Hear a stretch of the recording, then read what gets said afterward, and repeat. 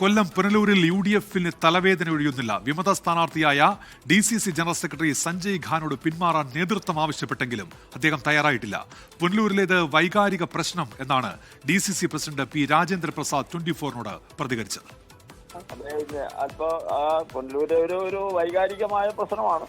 കലാകാലങ്ങളായി അത് കോൺഗ്രസിന് കിട്ടുന്നില്ല എന്നുള്ള രീതിയിൽ പാർട്ടി പ്രവർത്തകരുടെ ഒരു വികാരത്തിന്റെ പ്രതിഫലനമായിരുന്നു അത്. അവരൊറ്റക്കെട്ടായിട്ട് നിന്ന് കോൺഗ്രസിന് വേണമെന്ന് പറഞ്ഞു. AICC-യും DKPC ഇടപെട്ട് തൽക്കാലത്തേക്ക് മാറുന്നില്ല, ഇനി പിന്നീട് ആലോചിച്ചാൽ മതി എന്ന് പറഞ്ഞവർ മാറിയതാണ്.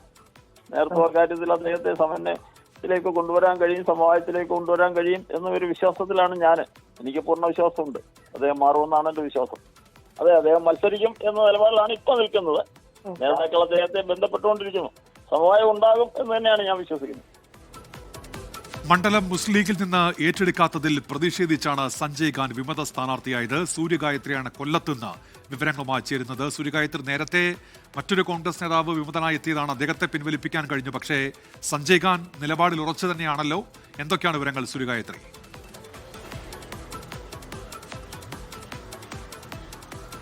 ഉന്മേഷ്, സഞ്ജയ് ഖാൻ നാമനിർദ്ദേശ പത്രിക സമർപ്പിക്കും എന്ന് പറഞ്ഞ സമയത്തിന് ഇനി മിനിറ്റുകൾ മാത്രമാണ് ബാക്കി. 12:30 കൂടി താൻ നാമനിർദ്ദേശ പത്രിക സമർപ്പിക്കും. അത് പുനലൂരിലെ ജനങ്ങൾക്ക് വേണ്ടിയാണ്, പുനലൂരിലെ കോൺഗ്രസിനും UDF-നും വേണ്ടിയാണ് എന്നുള്ളതാണ് അദ്ദേഹം ഫേസ്ബുക്ക് പോസ്റ്റിൽ കുറിച്ചിട്ടുള്ളത്. പക്ഷെ അതേസമയം തന്നെ ഈ നാമനിർദ്ദേശ പത്രിക സമർപ്പിക്കാതിരിക്കാനുള്ള പല അനുനയ ചർച്ചകളും അതിനിടയ്ക്ക് നടക്കുന്നുണ്ട്. ജില്ലാ നേതൃത്വം തന്നെ പല നേതാക്കളും ഇതിനോടകം തന്നെ സഞ്ജയ് ഖാനുമായിട്ട് ബന്ധപ്പെടുന്നുണ്ട്.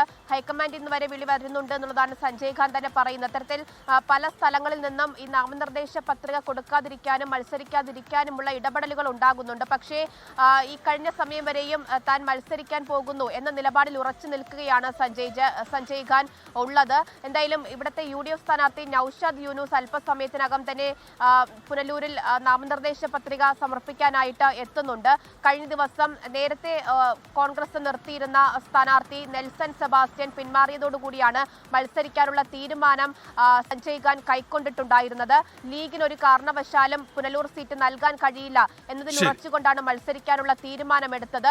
ഈ നേരത്തെ ഉണ്ടായിരുന്ന സ്ഥാനാർത്ഥി പിന്മാറിയ ഉടൻ തന്നെ മത്സരിക്കാൻ തയ്യാറെടുക്കുന്നു എന്ന് പറഞ്ഞുള്ള പോസ്റ്ററൊക്കെ സഞ്ജയ് ഖാൻ ഇറക്കിയിട്ടുണ്ടായിരുന്നു. എന്തായാലും സഞ്ജയ് ഖാൻ നാമനിർദ്ദേശ പത്രിക സമർപ്പിക്കുമോ ഇല്ലയോ എന്നുള്ളത് ഉടൻ തന്നെ അറിയാൻ സാധിക്കുമെന്നുള്ളതാണ് മനസ്സിലാക്കുന്നത്. ഉന്മേഷ്, ലോകത്തെവിടെയായാലും ഏത് സമയത്തും 24 വാർത്തകളും ഓഗ്മെന്റഡ് റിയാലിറ്റി പാക്കേജുകളും എക്സ്പ്ലെയിനറുകളും വിശദമായി കാണാൻ ഞങ്ങളുടെ YouTube ചാനൽ നിങ്ങൾക്ക് സബ്സ്ക്രൈബ് ചെയ്യാം.